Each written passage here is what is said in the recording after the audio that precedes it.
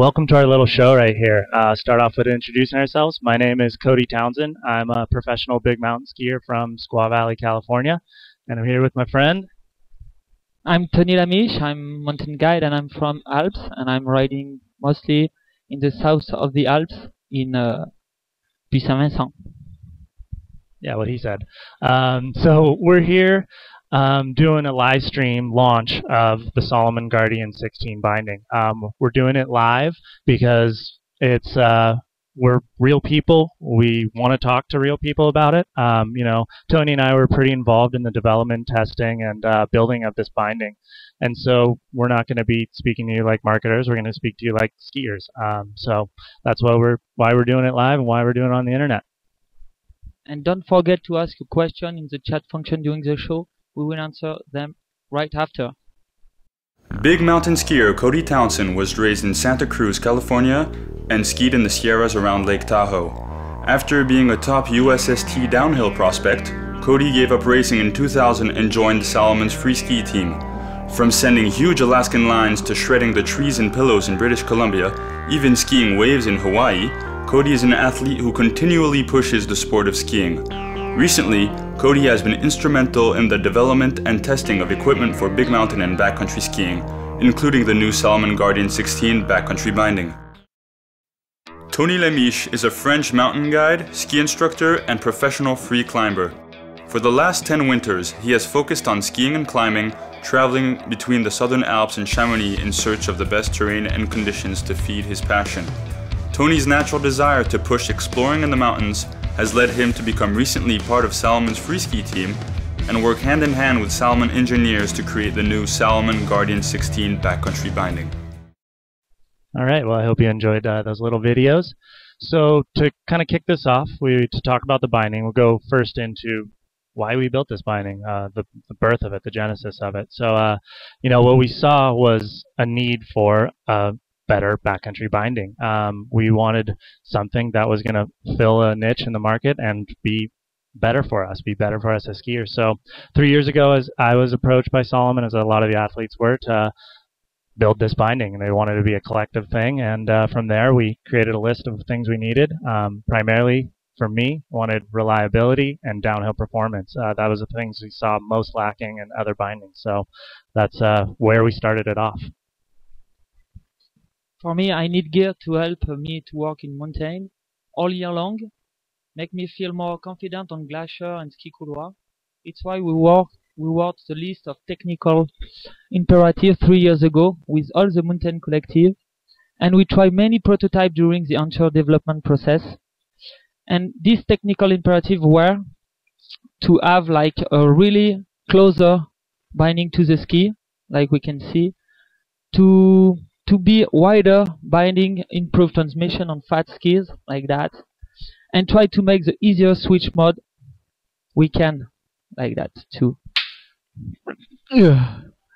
After that, 3 different engineers work on separate direction with this imperative in mind.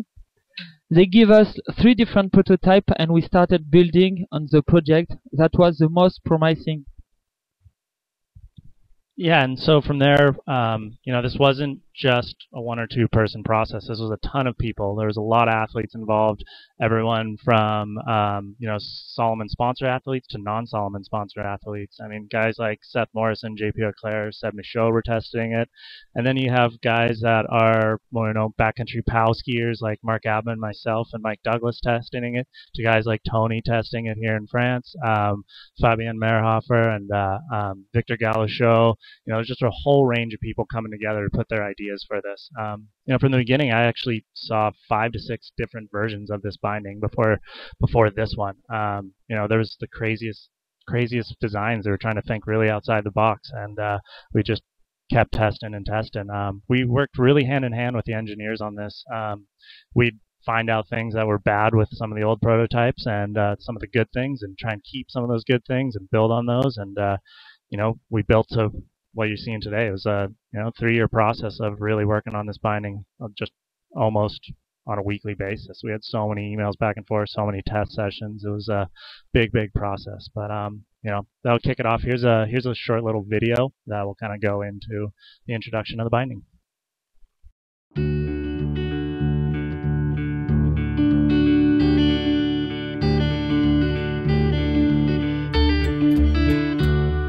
a whole night of night, I breathe the warmth of your heart. Some spirits are sailing on music.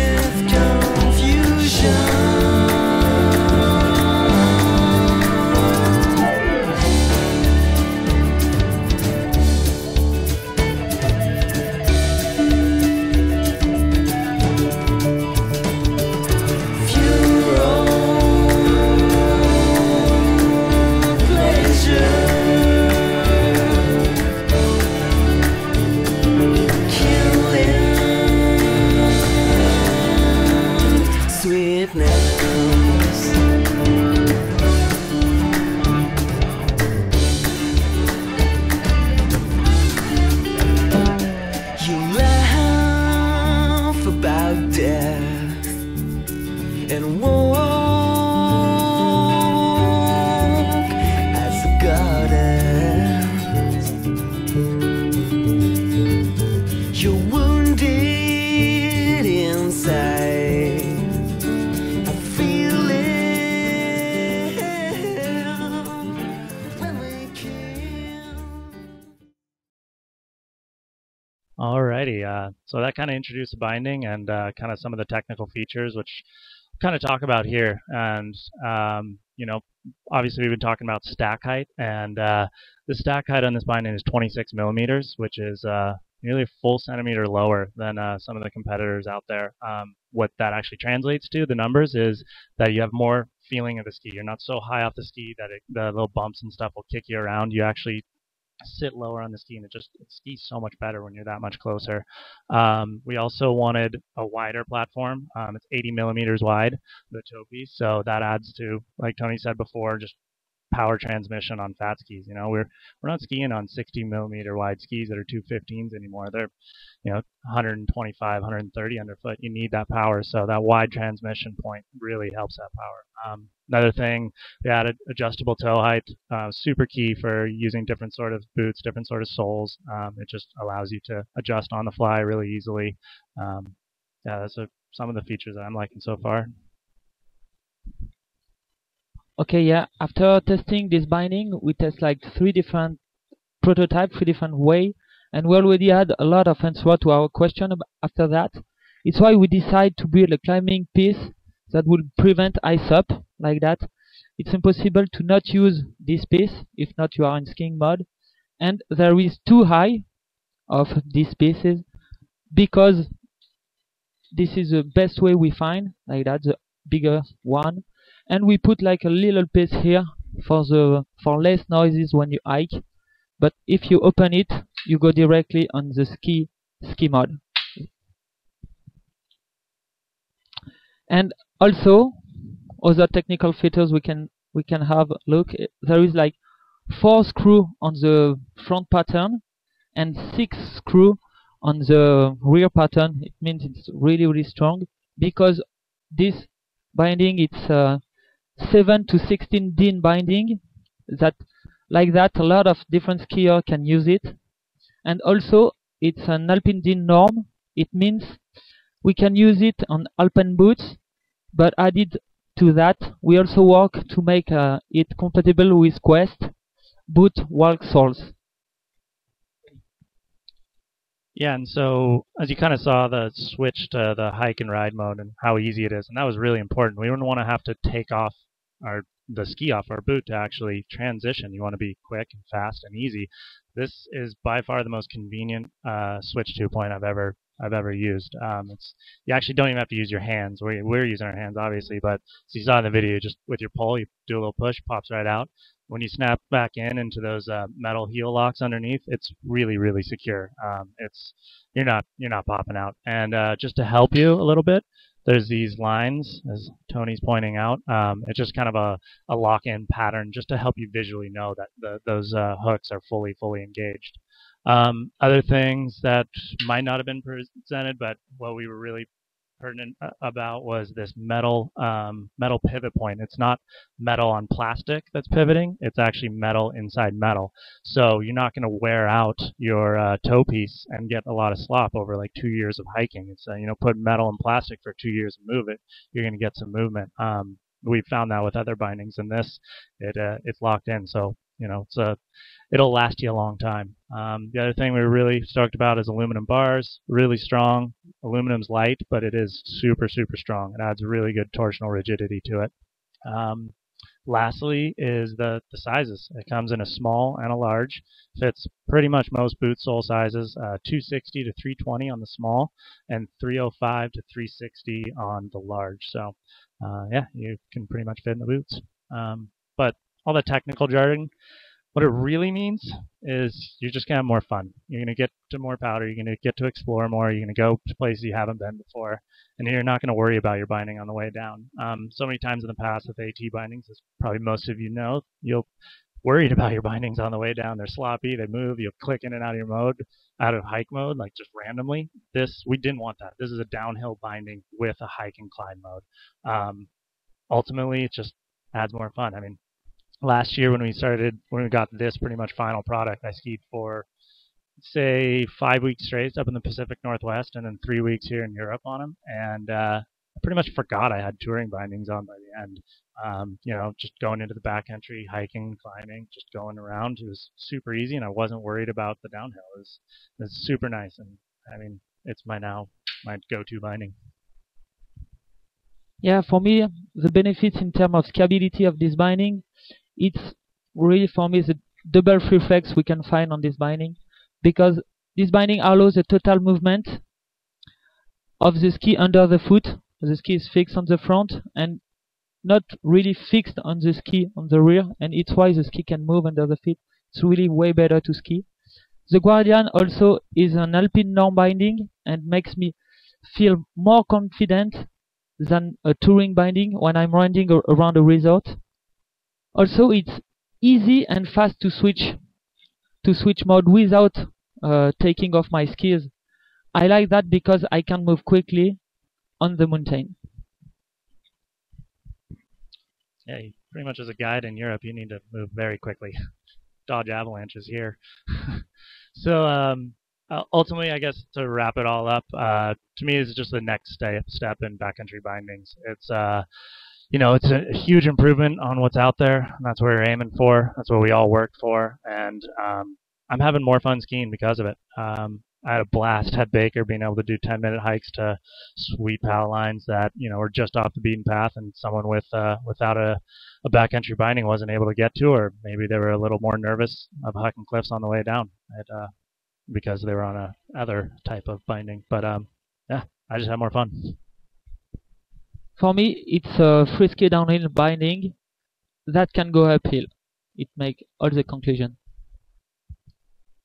Yeah, so we'll be answering questions shortly, and yeah, we're all doing them in English because this is a worldwide broadcast, so it'd be help if you're in English. And sorry, we were going to answer them in English, but that's what we know, especially me.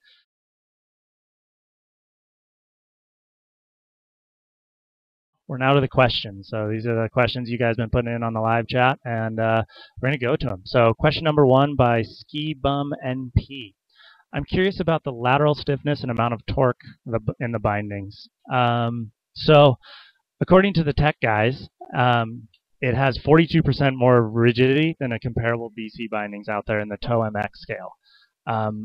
I don't know about the numbers, but I definitely feel it. I mean, it is super rigid, and it is comparable, according to the tech geeks, to the STH16. And like we were telling those guys along the time that, yeah, it skis like an STH16. It is very laterally stiff. It's completely, it's bomber. That's it. All right. A question by GC. Are the blue two pieces on the side forged metal or plastic? This two. Yeah.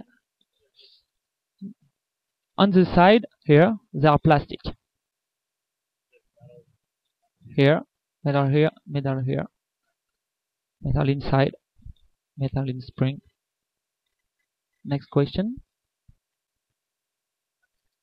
Question number 3 by Maxu. 6 years. 6 years that Marker released the Marker Duke. That's a long time, guy. Yes, it is a long time, guy. Yeah, it is. It has been a long time, but you know, we want to make something good. We saw room for improvement on what was out there, and it takes a long time to build something as technically functional as this is. And you know, we were really thinking outside the box a lot of the time. You should have seen the first prototypes that are out there. They're blowing my mind how different they were. And some of the stuff was good about them, some was bad. And so we were just out there testing and working and testing and working. It's not a quick process to develop a binding, especially. I mean, skis are pretty easy to build. Bindings, they're very, very hard, and that's why it's taken a while. But I think it was worth the wait. And also we decided to go on this kind of binding way later. We did a great job, and maybe I think it's better to have this binding now than to have nothing, because now I can really ski outside as I want.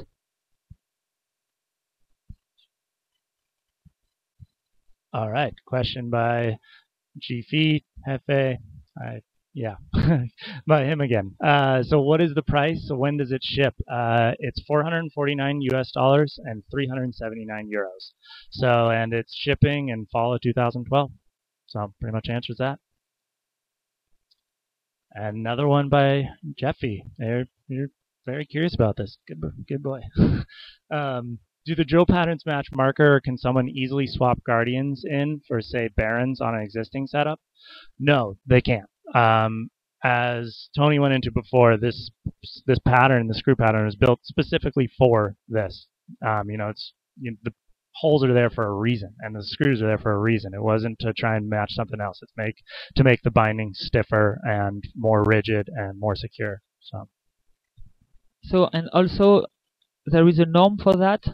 There is a norm, like a maximum norm and a lower norm, and we use it on this one, the maximum as we can. Like that, we cannot put screw more wider. It's why it's different than the other also. Question number 6 by JP. What kind of boots can I use this binding with? Every Alpine boot out there, and the Alpine Quest walk soles are actually built specifically to be usable with this. So it's fully DIN compatible. No touring boots, if it's the question. Question number 7 by Jamie. I've gotten this one a few times. Why does the binding look like the Marker Duke? And the toe piece looks like the Duke because you need to do what Tony's showing you right here. You need to move it up to at least 90 degrees climbing angle. When you're kick turning, going up something steep, you have to get there. And if you're going to have a long toe piece like the STH16, you're not going to get there. It'll probably stop at 45 degrees. It's for pure function that ended up looking like it. The rest of the binding doesn't look like it at all to me, and it's completely Salomon. It's completely built for a purpose. Actually, the whole binding is built for a purpose, but you know, it's just a byproduct of the design that the toe piece looks like the Duke.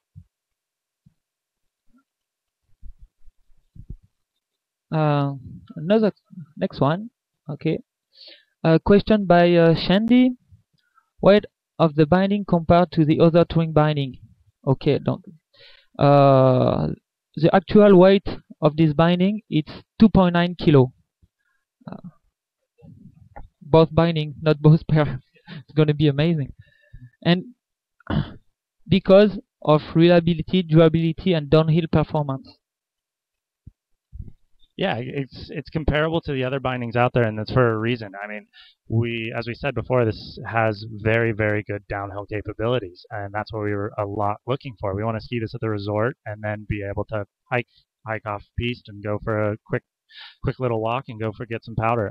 We needed metal in certain places. We needed the weight. We couldn't have built this any lighter and had the performance, rigidity, and durability of this binding without the actual weight there. So it's just kind of a byproduct, but it was built for that reason. Question number 9 by Snow Knight. Which park skis do you recommend? I need new ones. All right, this guy is eager on a backcountry binding. Yeah, rocker twos, buddy. No, I'd say Suspects. I actually just got my first pair of Suspects last year, and they're pretty fun. Yeah, I go. Solar Pit. Okay, very interested to see how this compare to the downhill touring capability of the Marker Duke and Baron.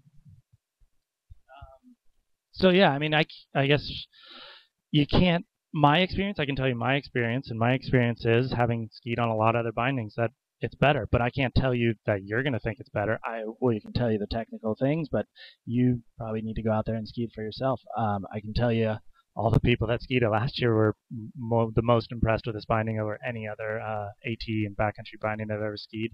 I don't want to put an opinion in your head or your mouth, but I love it. It's just, yeah, it's perfect for me. For me, we already said everything on this binding. For me, I don't have to use my hand to change mode. I don't have to put off my skis. I just can ski like normal binding everywhere. For me, it's way better. It's lower. It's wider. It's like completely way better. Question number 11 by Seller Pete again. What range of brake size will you be offering with the bindings? That's a good question. So there are specific brakes built to certain sizes. It starts at 80, goes 90, 100, 115, and 130. So it's going to fit your skinnier skis all the way up to your fattest POW skis. And yeah, they'll be offered all the way through. It's really nice to have those because you don't have to go to the shop and bend them out.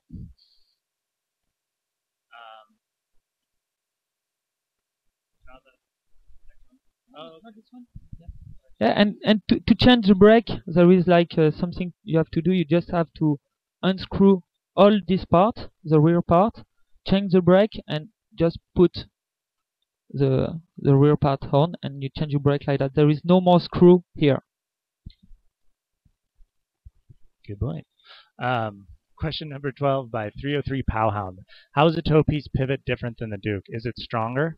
Well, like we talked about before, the metal on metal. That's one of the biggest differences. Instead of having metal grinding on plastic, and I've heard reports of getting additional play because of metal on plastic. Metal on metal, it's stronger. It's gonna be.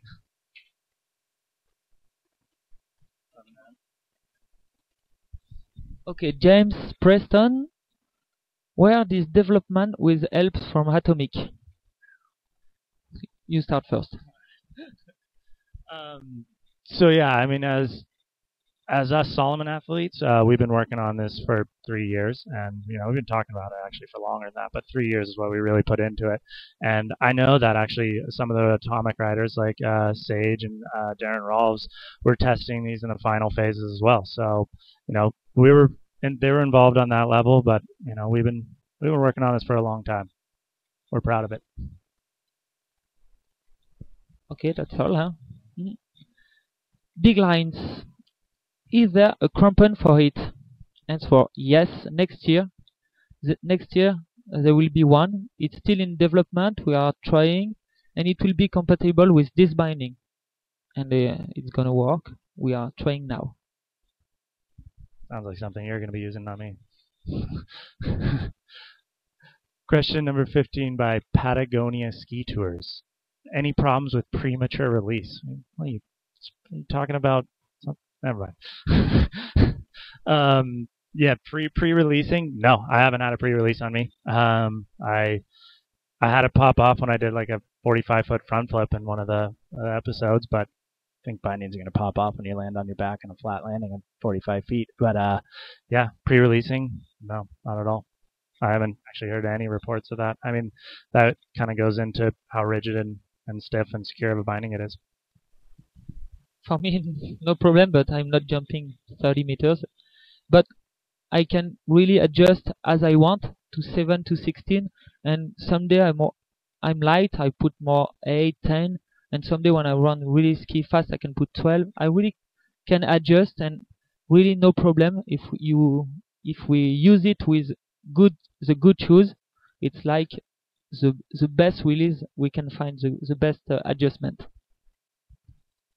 Still think that guy's talking about something in bed. Premature release. Question number 16 by Patagonia Ski Tours again. How do the stiff metal bars affect the ski flex? So it is more rigid laterally because of it, but the screw pattern and the hooks actually increase the free flex. So we were talking about this spring here and the hooks there. There's more flex in the ski because of it. But torsionally, and even when you're hiking, it's very, very stiff. But you can kind of see in these prototype skis we're building, really, really good prototype skis, Rocker 3s. You can kind of see it lifts up there, and it allows the ski to naturally flex. So, yeah. All right. I guess they're telling us we don't have any more time for questions. So, if you didn't get your question answered, keep going on, keep writing them in on the page, write it on Facebook, whatever. We'll try and get to you later. If you haven't been able to join us for the whole show, we will be posting this back up, a recorded version of it, and we hope you check it out. And thanks for coming in. Thank you, Tony. Thank you, Cody. Thank you, everybody, to be there, and I hope we will see soon for new products soon in this kind of event. And I just want to say hello to all my friends. Goodbye. I love you, Elise.